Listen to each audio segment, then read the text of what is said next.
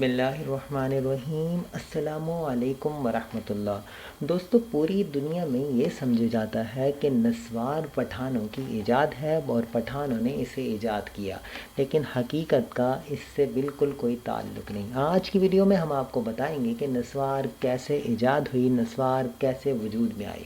تو یہ دلچسپ داستان کچھ ایسے ہے کہ انسانی تاریخ میں تمباکو کی ایجاد کے بعد اس کے مختلف انداز میں استعمال کی تاریخ بہت پرانی ہے۔ اس کا سب سے قدیم استعمال بیڑی کی شکل میں تھا، جبکہ تمباکو کے پتے کو سلگھا کر اس کے دھوئیں کو اندر داخل کر کے اس کا لطف اٹھایا جاتا تھا، مگر 15ویں صدی میں سگریٹ نوشی پر پابندی لگ گئی، جس کے سبب ایک عیسائی نے تمباکو کے پتوں کو پیس کر ہونٹوں میں دبا کر اس کا استعمال شروع کر دیا۔ تمباکو کے پتوں کو پیس کر ہونٹوں میں دبا کر اس کو نسوار کے طور پر استعمال کرنا شروع کیا، اور اس سے بھی وہی نیکوٹین کے وہی اثرات سامنے آئے جو تمباکو نوشی کے نتیجے میں آتے تھے۔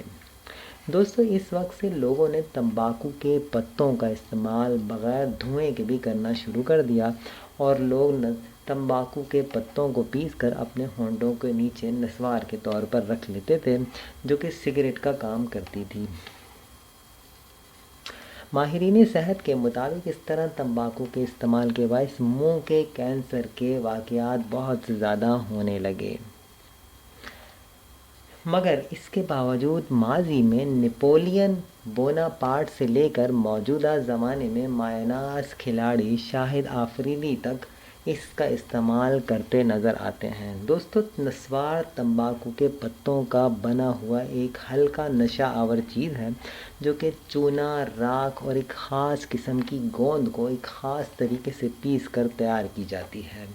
اس کی بنیادی طور پر 3 قسمیں ہوتی ہیں، جن میں سبز نسوار، کالی نسوار اور سرخ نسوار مشہور ہیں۔